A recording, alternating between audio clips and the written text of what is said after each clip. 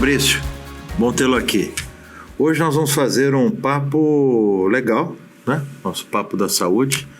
Vai ser com uma personalidade que eu já conheço há muitos anos, e ele também me conhece há muitos anos, de diferentes lugares, já tivemos em diferentes posições, diferentes circunstâncias, mas sempre mantivemos nosso relacionamento, né? Fabrício Campolina, né? Prazer, Francisco Balestrin. Que alegria estar aqui, Balestrin. Muito obrigado pelo convite, né? Sou um admirador aí do seu trabalho e para mim é uma honra estar aqui batendo esse papo. Fabrício, a gente vai falar sobre saúde, porque afinal das contas esse é o nosso métier, né? Mas é sempre interessante entender como é que cada um de nós foi parar na saúde, né? Eu sou mais óbvio, porque a minha formação é médica, então... Para mim, às vezes me perguntam o contrário, por que você saiu da saúde? Foi para o sindicato, foi para a NAP, foi para o hospital, ser gestor. Mas conta para nós, né? O que o Fabrício Campolina viu na saúde, como é que era a vida dele, como é que num instante ele se decidiu entrar na saúde? É interessante que, às vezes, a forma que eu vim parar na saúde me faz acreditar em destino, Balestrin. Porque em determinado momento da minha vida eu queria ir para os Estados Unidos fazer um MBA, porque eu tinha uma curiosidade intelectual muito grande de poder entender como o maior mercado do mundo, né, se tornou no que ele era, e eu achava que poder fazer um mestrado lá em administração, entender as práticas de gestão deles ia me ajudar a entender melhor um pouquinho esse mundo. E quando eu concluí o meu MBA, e eu estava voltando para o Brasil, minha ideia inicial era ir para a área de tecnologia da informação, de telecomunicações, que foi a área que eu havia atuado, né, durante muitos anos antes de ter essa experiência. E naquela época tinha um amigo meu que tinha feito um estágio de verão entre o primeiro e o segundo ano do MBA na Johnson & Johnson e falou, putz... Lá nos Estados Unidos. Aqui no Brasil. Aqui no Brasil. Na época, a Johnson ela recrutava para o mundo inteiro e normalmente, dependendo da sua nacionalidade, você era convidado a fazer um estágio no país de origem. E aí, ele comentou que tinha sido maravilhoso o estágio, falou, não deixa de se aplicar para a Johnson. E ele insistiu tanto que eu falei, vou me aplicar, porque estão falando tão bem. E participei do processo, passei, né, tive uma oferta, fiquei bem tentado, porque... Obviamente, o mercado de saúde sempre foi um mercado que eu achei extremamente interessante pelo propósito, mas eu ainda tinha aquilo da tecnologia e da informação de telecom como o lugar que eu me identificava. E, a princípio, eu pensei, não, vou continuar dentro dessa área. E eu tive ofertas de outras empresas que eu trabalhava antes, algumas multinacionais, e estava muito tentado a segui-las, e aí eu conversei com uma amiga minha que estava dentro de uma dessas multinacionais de telecom, falei, tem uma oferta da Johnson, ela virou e falou, vai para a Johnson, eu falei, putz, ela está dentro da empresa e está falando para fazer o movimento contrário, e aí eu fui falar com o presidente da empresa que eu trabalhava antes de fazer o MBA, que eu tinha uma oferta para voltar lá, ele tentando me convencer de ir para a empresa, eu falei, eu acho que eu vou vir para cá mesmo, vou declinar a oferta que eu tive da Johnson. Na hora que eu falei isso, ele parou tudo, fechou a porta, eu falei, não, deixa eu te falar uma coisa, vai pra Johnson. Aí eu falei, putz, tá todo mundo falando pra eu ir, acho que é melhor eu ir. E aí eu fui e assim, eu sempre tive interesse, né, na área da saúde, eu acho que é uma área que chama a atenção de todos, mas à medida que eu fui vivendo, né, esse ambiente, vendo, né, a capacidade que a gente tem de transformar vidas, de realmente contribuir para poder melhorar as comunidades que a gente está inseridos e que nosso trabalho no dia a dia realmente tem um propósito muito grande, aí eu vi que, na verdade, aquele era meu lugar e já estou há quase 20 anos na saúde e não penso em ir para lugar algum que não seja a nossa área que a gente atua. Eu sei que você já está chamando de nossa área, né? Senão que você também... Fecha a porta aí, gente. Ele vai continuar na saúde, com certeza. Você falou uma palavra aí muito bacana, que eu gosto de ouvir, principalmente, e já ouvi você falar algumas vezes, que é propósito, né? Concordo com você que todos nós temos que ter um propósito de vida, um propósito de chegar a um lugar positivo. Como é que você desenvolveu isso?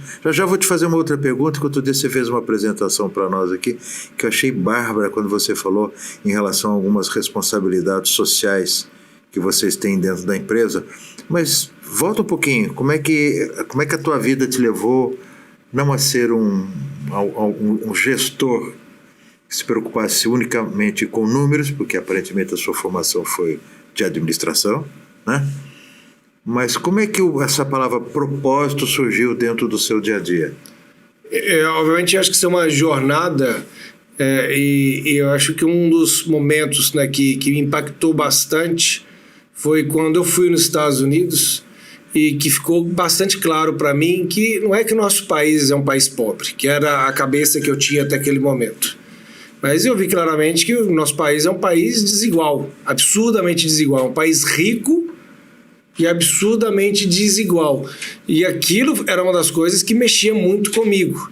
E vários colegas que formaram no MBA, eles queriam continuar nos Estados Unidos, eu não tinha dúvida que eu queria voltar para cá para poder ajudar a mudar um pouco a realidade do nosso país, porque realmente eu acho que a gente tem que se esforçar para mudar essa realidade. Então, acho que esse propósito ele começou a se tornar mais forte dentro de mim quando se tornou absolutamente claro, né, a desigualdade que a gente vive dentro do nosso país e que a gente precisava fazer alguma coisa para mudar isso.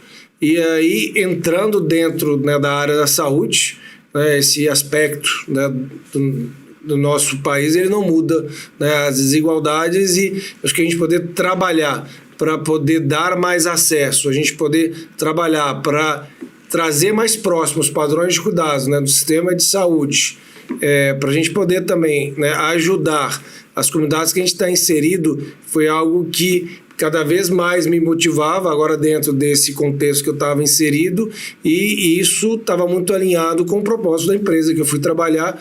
E eu acho que na hora que você consegue ter um alinhamento do seu propósito pessoal com o propósito da empresa, acho que as coisas se tornam muito mais fluidas, e eu acho que te ajuda a ampliar o impacto que você pode gerar, principalmente à medida que você vai assumindo mais responsabilidades. Você é um sortudo. Acho Posso dizer, porque, claro, todos nós temos sorte porque nós somos a camada de cima da desigualdade, né? Mas eu digo, além disso, você conseguiu aquilo que poucos conseguem, que é encontrar um espaço profissional que atenda às suas aspirações pessoais também, né? Em todas as empresas. Agora todo mundo faz o tal, algumas empresas ainda se preocupam com o tal de ESG, mas é mais greenwash, né? Depois eu queria que você falasse sobre isso. Mas você realmente está numa empresa que eu conheço há muitos anos, né? E que tem realmente um propósito importante como esse, e vejo que isso encaixou em você, e vice-versa ao contrário. Como é que foi essa descoberta, aos poucos lá? Porque você não chegou lá e falou assim, ó, gente, eu vim aqui porque eu tenho o propósito de mudar a desigualdade social do Brasil. Acho que quando eu era mais jovem, né, acho que logo com 20 e poucos anos, o que me movia muito fortemente era a necessidade de aprender. Era, né, a grande motivação que eu tinha. Eu precisava cada vez mais estar aprendendo, vivendo novas experiências, e eu acho que isso é normal dentro de um jovem. E aí quando eu voltei já do MBA, eu já não era tão jovem e comecei a viver esse mundo, né? Estava aprendendo, que sempre me alimentou muito, e aí a gente começa a passar algumas experiências. Então, por exemplo, a gente na época vendia um catéter que ele viabilizava uma cirurgia cardíaca para recém-nascidos. E era um produto que, em termos de valor, era muito baixo, era algo que talvez tivesse um valor de uns R$5, só que sem aquele catéter a cirurgia não conseguia acontecer. E aí eu lembro um fim de semana, logo no início, quando eu entrei, que um hospital, por questões de planejamento, não tinha disponibilizado esse catéter para uma cirurgia que já estava planejada para, né, um recém-nascido, era de um hospital público, né? Isso nunca acontece, né, Vanessa? E aí na manhã... Antigamente. E aí na manhã, acho que era uma manhã de um sábado, né, o cirurgião chegou, verificou que não tinha e ligou para a gente, falando, a gente precisa, senão vai ter que cancelar a cirurgia e, obviamente... seria muito ruim para o recém-nascido, para a família, e aquele neném tinha urgência E aí eu lembro, né, da mobilização que foi feita, né, desde a área comercial, passando pelo pessoal, centro de distribuição, para a gente conseguir ir lá e viabilizar aquele material o mais rápido possível. E a satisfação que todo mundo teve depois que teve a notícia que o neném estava passando bem, que a cirurgia tinha sido um sucesso. E aí a gente começa a sentir que a gente é parte disso, que obviamente profissionais de saúde, médicos, né, vivem todos os dias. A gente fala, a gente também é parte disso, né? Sem o nosso trabalho, a gente talvez não possa ver acontecendo, né, o milagre que algumas cirurgias traz para um recém-nascido desse. E aí acho que essas experiências que foram surgindo, da gente realmente perceber que às vezes um treinamento que a gente dava, que ajudava um cirurgião a aprender a fazer de cirurgia aberta, a fazer uma cirurgia minimamente invasiva. E aí você tem notícias dele, que ele estava conseguindo levar esse melhor padrão de cuidado para o interior de São Paulo, para algum outro lugar do Brasil. A gente realmente ia cada vez mais percebendo que as nossas ações, elas faziam a diferença, e uma diferença muitas vezes por toda a vida, né, da criança ou daqueles pacientes, daquele cirurgião que iam ter um melhor padrão de cuidado depois daquele treinamento, e aí ia uma coisa reforçando a outra, esse propósito, e eu acho que isso cada vez mais motiva a gente a estar trabalhando. É bacana isso que você está dizendo. Deixa eu entrar para uma outra seara aqui. A sociedade, ela tem, assim, alguns parâmetros que não são, às vezes, parâmetros tocados na realidade.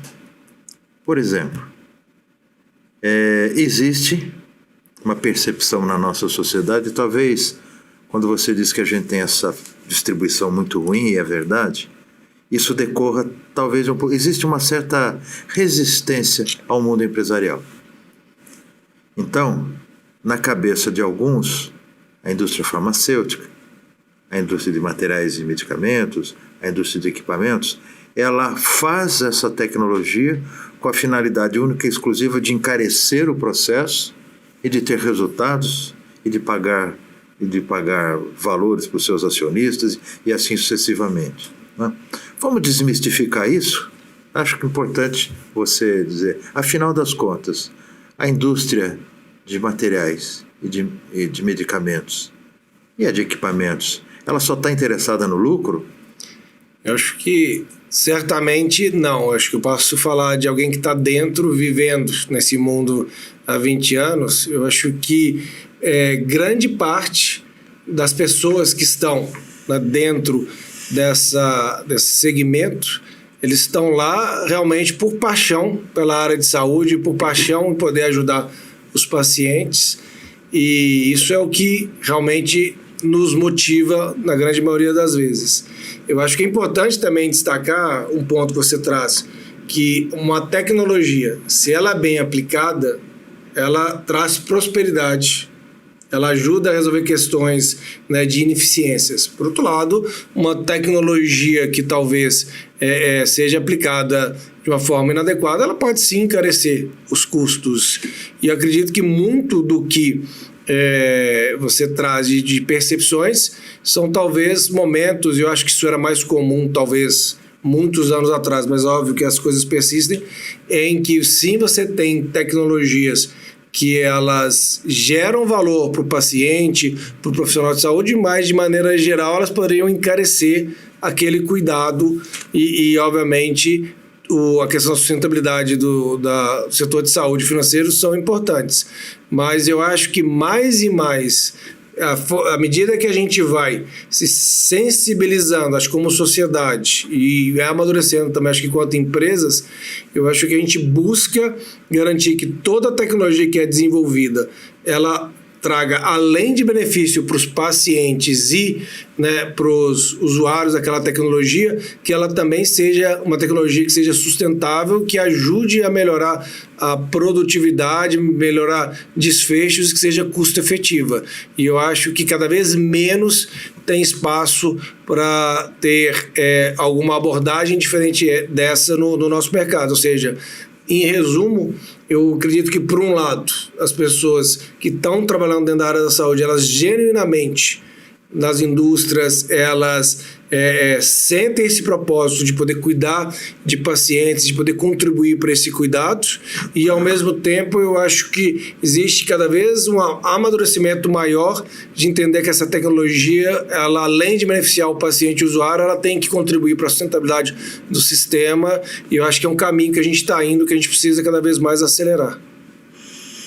Um assunto que você gosta, eu sei que gosta, que chama-se modelos de remuneração em saúde. Você, além de gostar, você conhece bastante. Queria que você falasse um pouquinho, porque as pessoas às vezes ouvem esse tema. Claro que quem está no setor, muitas vezes tem a compreensão do que significa isso. Mas quem não está, ou está um pouco mais afastado e mais distante desse tema, como é que se paga a saúde e quais que seriam, mas principalmente, prestadores de serviço de saúde? Como é que você vê esse mundo e como é que você, de alguma forma, fala, gente, isso tem solução ou isso não tem solução? Bom, eu sou um otimista, sempre acredito que vai ter uma solução, mas a gente precisa ser realista também. Então, pensando em cuidado de saúde baseado em valor, quando a gente vai dentro da dimensão de gerar valor, linhas de cuidado, eu acho que a gente está vendo um avanço muito grande e cada vez mais acelerado dentro do nosso sistema de saúde. Eu tenho a impressão que todo mundo tem consciência da importância de estar padronizando, né, o cuidado através de linhas, navegando pacientes, que têm sido realizados esforços bastante importantes em toda a cadeia. A gente tem contribuído também na construção dessas linhas de cuidado e, de maneira como desfecho desse esforço, a gente está vendo provavelmente menor variabilidade e melhores desfechos clínicos e satisfação dos pacientes. Então, eu diria que essa, no momento, é o cuidado de saúde baseado em valor que está dando certo e que acho que cada vez mais vai dar certo. Quando a gente fala agora de remuneração baseada em valor ou acordos baseados em desfechos, que eu sempre fui um entusiasta também, eu acho que é importante eu reconhecer, né, e eu acho que você, né, sempre destacou do desafio que é a gente caminhar nessa direção, que dentro do contexto atual que a gente está vivenciando, né, com sinistralidade muito alta, todos os desafios de liquidez do sistema, neste momento não está com tanto apetite para o nosso sistema de saúde acelerar a evolução nessa direção. Então, acho que a gente já viu um avanço nesse sentido. O último dado que eu tinha ouvido falar alguns anos atrás, segundo a ANS, cerca de 4% de toda a contratualização já estava baseado, né, nesses acordos baseados em desfechos, mas eu acho que no momento atual, talvez isso esteja não com muito apetite de avançar, mas eu acredito que talvez num futuro breve isso volte a caminhar, porque no final das contas é onde a gente precisa evoluir, né? Remunerar cada vez mais o valor que está sendo gerado e deixar de remunerar as atividades que estão sendo feitas como sempre foram feitas com o famoso fee for service. A rigor, eu não sou contra o fee for service, nenhum de nós é. Na realidade, o fee for service ele se presta para algumas coisas e não se presta para outras, mas está se evidenciando claramente que quando você trabalha só com ele, você acaba levando exatamente a todos os desacertos, né? E a falta de apetite que você mesmo citou para se tentar consertar o sistema e equalizar a distribuição de recursos e de valores dentro dele. É muito difícil. A gente hoje tem essa, como é que eu posso dizer, essa aspereza de relação, né, entre quem paga, quem recebe e, ao mesmo tempo, quem de alguma forma provê o serviço. Porque que eu acho que eventualmente isso pode ser também algo que já tenha feito parte das suas reflexões, e que é exatamente isso, né? Quem paga não é quem recebe o serviço e muito menos quem produz, né, para pagá-lo. Então essa dicotomia também eu acho que atrapalha um pouco o setor de saúde. E isso faz com que, às vezes, existam algumas questões que a gente não entende muito. Então, explica para nós o que é um negócio que se chama acesso. Eu acho que à medida que você, né, identifica, você tem uma questão de saúde que precisa ser tratada, que você possa ter uma equipe capacitada que no tempo hábil consiga te encaminhar para o seu tratamento. Acho que começa por aí. E pela nossa Constituição, todos têm direito a este acesso. Esqueceram de colocar quando. Né, e aí a gente acaba, talvez, quando a gente olha para o sistema público, vendo filas que às vezes duram anos para a pessoa conseguir ter o tratamento que ela aguarda. Então, eu acho que... E, obviamente, essa dinâmica ela é bem diferente no sistema privado. E aí a gente volta de novo à questão da desigualdade. Então, acho que de maneira geral, acho que o acesso passa por a gente conseguir dar entrada para um paciente ter o seu cuidado no tempo mais breve possível. E acho que muitas vezes esse acesso também ele passa pela informação. Eu vou dar um exemplo aqui que é muito próximo de mim. Vamos pegar a questão da fissura labial. Fissura labial, se eu não me equivoco, acho que 1 a cada 600 crianças que nascem no nosso país, elas nascem com fissura labial ou de palato. Mais frequente, por exemplo, do que síndrome de Down. E é uma condição que é absolutamente tratável se aquela criança ela entra dentro de uma linha de cuidado logo que ela nasce e fica nessa linha de cuidado até os 20 anos, ela tem uma vida praticamente normal. Por outro lado, se ela não tem acesso a esse tratamento, provavelmente ela vai desenvolver dificuldades de fala, de dicção, mesmo que sejam corrigidos a questão mais para frente, ela nunca vai superar essas dificuldades. Obviamente tem todas as questões de social, que aquela criança muitas vezes ela acaba se sentindo intimidada, né, pela forma com que as outras crianças acabam reagindo a ela. Tem todas essas questões que vão evoluindo se você não trata. E por que eu trago isso da questão da informação no acesso? Porque se você às vezes vai para áreas mais remotas do nosso país, quando uma criança dessa nasce, os pais às vezes nem têm consciência que é possível tratar. Às vezes nem os profissionais de saúde que estão fazendo, né, o parto dessa criança têm essa consciência. E aí aqueles pais, por falta de informação, às vezes nem buscam o tratamento para aquela criança. Então, acesso passa também por informação, para a pessoa entender que ela precisa buscar um cuidado. E às vezes, um diagnóstico mais precoce. Então, acho que acesso, pensando de uma maneira mais ampla, passa por informação, passa por você conseguir fazer um diagnóstico mais precoce e, em última instância, passa por você conseguir ter acesso a recursos de saúde que vão tratar a sua condição em um tempo hábil. E, obviamente, o nosso país ainda está muito distante de poder entregar essas 3 dimensões e na hora que a gente vai para o sistema público, essa distância ela é ainda maior, muito maior do que dentro do sistema privado. Você tem razão, e agora nós vamos tratar de um outro tema que eventualmente pode estar relacionado com esse. Eu quero que você me ajude em relação a isso. Hoje, Fabrício, fala-se muito da famosa inteligência artificial, IA, seja ela generativa, seja ela a inteligência inicial quando a gente discutia. E nem todos nós do setor de saúde conseguimos entender, de novo, o acesso a essa inteligência artificial e o quanto que isso, de alguma forma, pode redundar na melhoria da nossa assistência, do nosso atendimento e até da prospecção de patologias que eventualmente possam incidir em nós. Tenho certeza absoluta que isso já fez parte dos seus processos de estudo, que a tua empresa com certeza já deve estar à frente disso tudo, né? Ou se não estiver à frente, está absolutamente focada ver como é que isso de alguma forma vai poder, né, influenciar positivamente o setor de saúde. E como você falou para todo mundo que você fez administração, mas a sua área que você gostava mesmo era computação, né? Era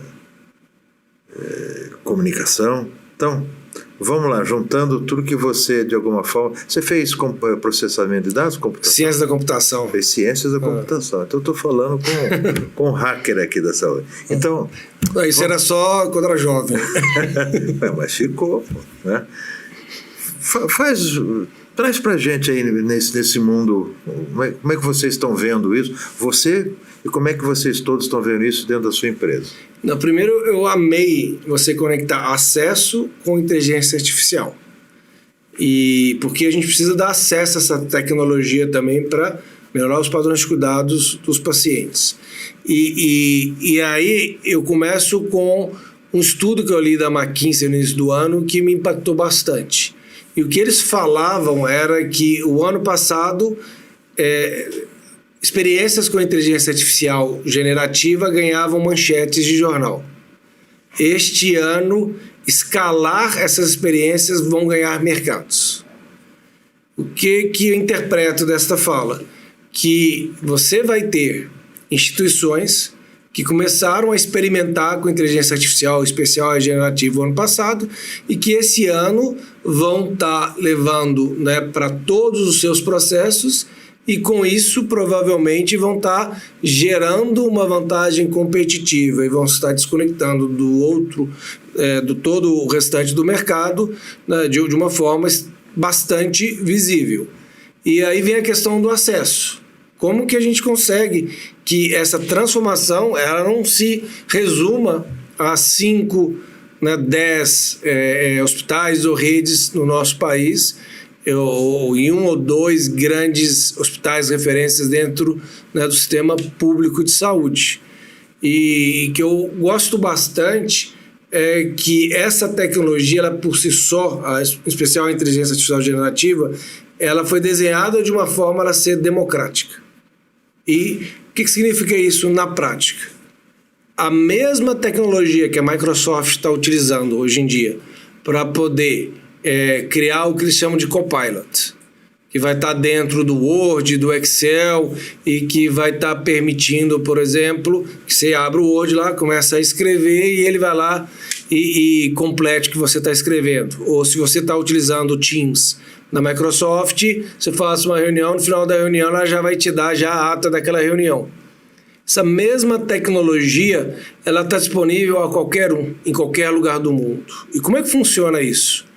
A OpenAI, que é quem tem esse motor de inteligência artificial que está empoderando nessas ferramentas da Microsoft, ela permite que qualquer startup, qualquer desenvolvedor, ele utilize, pagando um fee modesto, né, esse motor de inteligência artificial generativa para a aplicação que ela acha que é útil dentro daquele ambiente. Então, por exemplo, você pode ter um hospital de porte médio no interior de São Paulo que ele acha que seria importante desenvolver uma aplicação que permitisse você automatizar tarefas administrativas dos médicos, que numa consulta essa inteligência artificial generativa estaria ouvindo a consulta e ao final da consulta já gera o relatório para ser inserido no prontuário eletrônico, gera as receitas, já faz os agendamentos e aí, né, talvez uma equipe pequena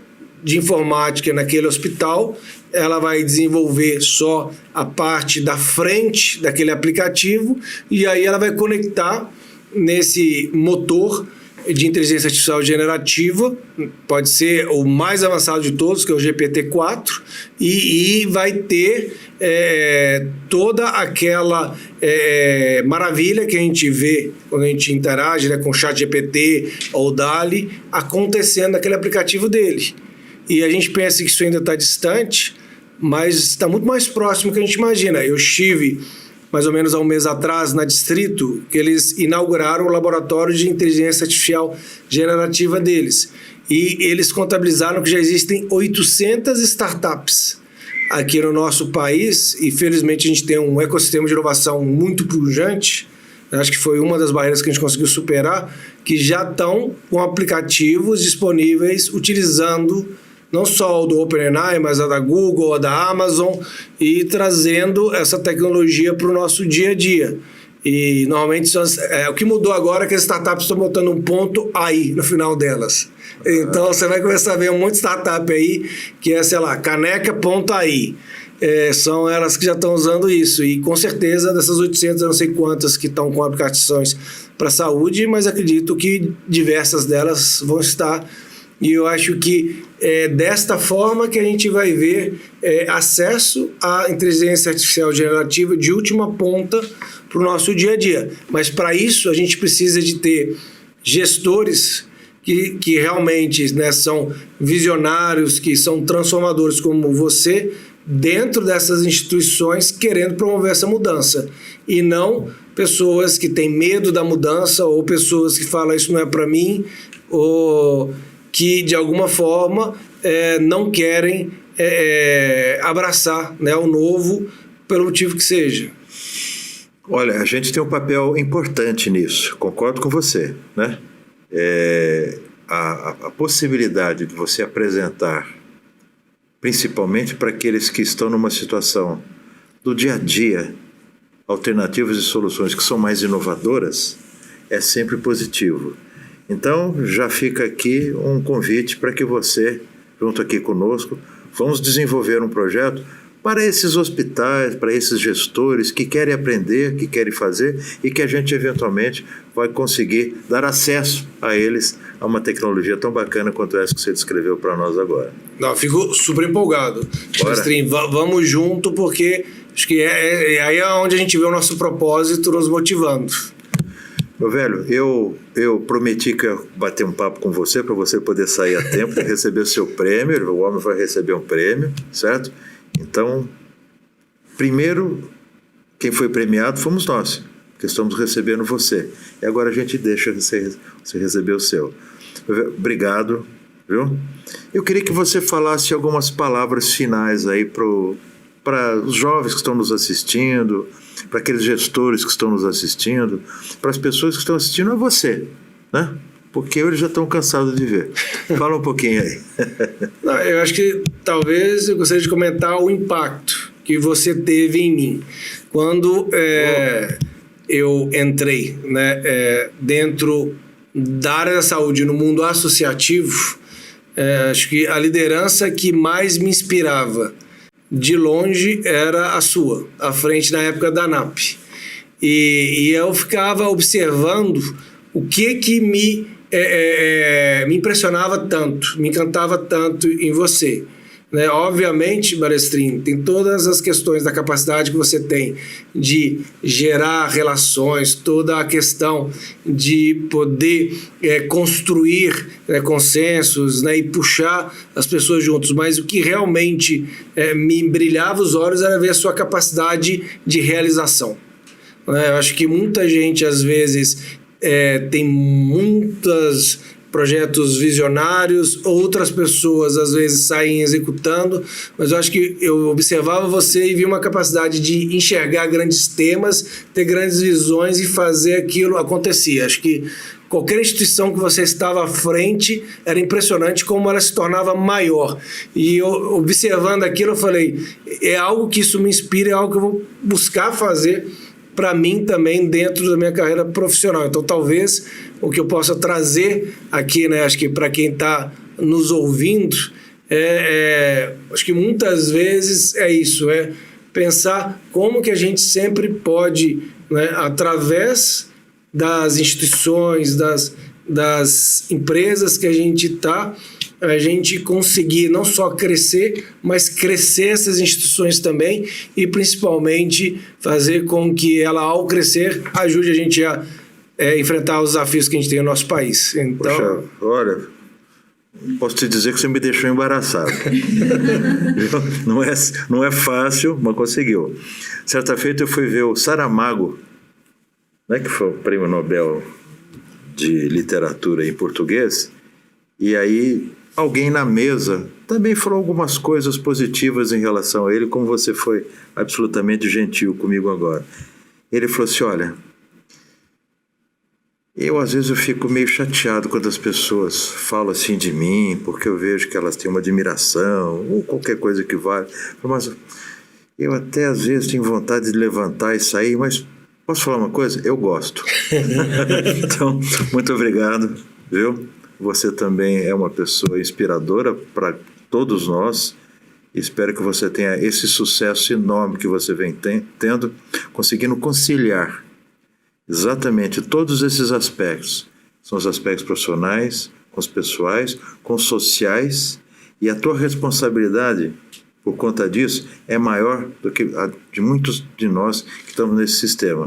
O que você precisar, nós estamos à sua disposição. Conte com a gente. Obrigado, velho. muito obrigado.